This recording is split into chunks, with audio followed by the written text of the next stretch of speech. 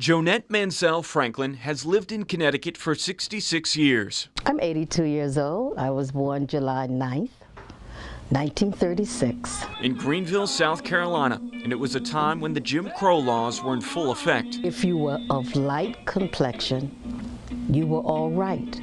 If you were brown complexion, you could stick around. But if you were black, you had to stand back. African Americans weren't allowed in some hospitals, but her mother, who had a light complexion from Irish relatives, was admitted. But when I was born, I did not look like my mother. I looked exactly like my father. And then they said to her, "How dare you, and we're going to kill you." Her mother escaped, and there was no record of Joenette ever being born. By the time she was 4 years old, her family had to leave town. Her father, already targeted for marrying a light-skinned woman, had gone to the grocery store to buy a loaf of bread. Joenette says he waited for an hour and a half in line. The rule was no African-American man could be served until all others were helped.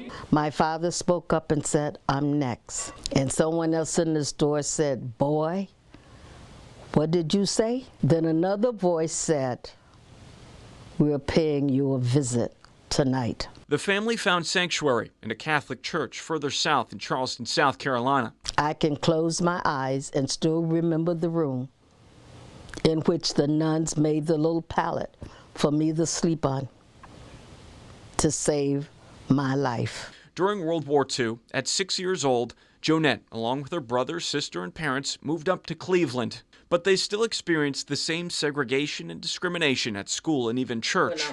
Joenette still learned, flourished, and developed a passion for dancing and went to New York City to pursue ballet. I loved to dance.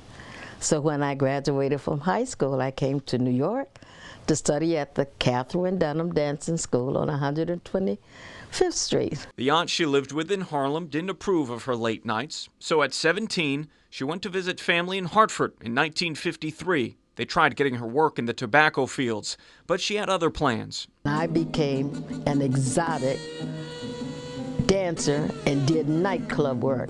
She danced in some of the hottest clubs throughout New England until she met her husband. And his name was Hubert Bump Franklin. She married Bump at 20, gave up dancing, worked at Pratt & Whitney for a bit, then started a 24-year career at the Southern New England Telephone Company, or SNET. I was that operator that said, "Hello, may I help you, please?"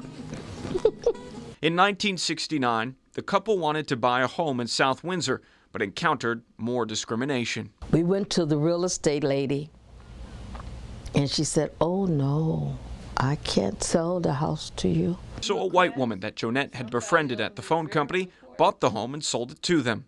She lives in Florida now. Yeah, she's still around. We still good friends, and we talk about it. When Bump died from pancreatic cancer in 1999, she found comfort at church in the choir.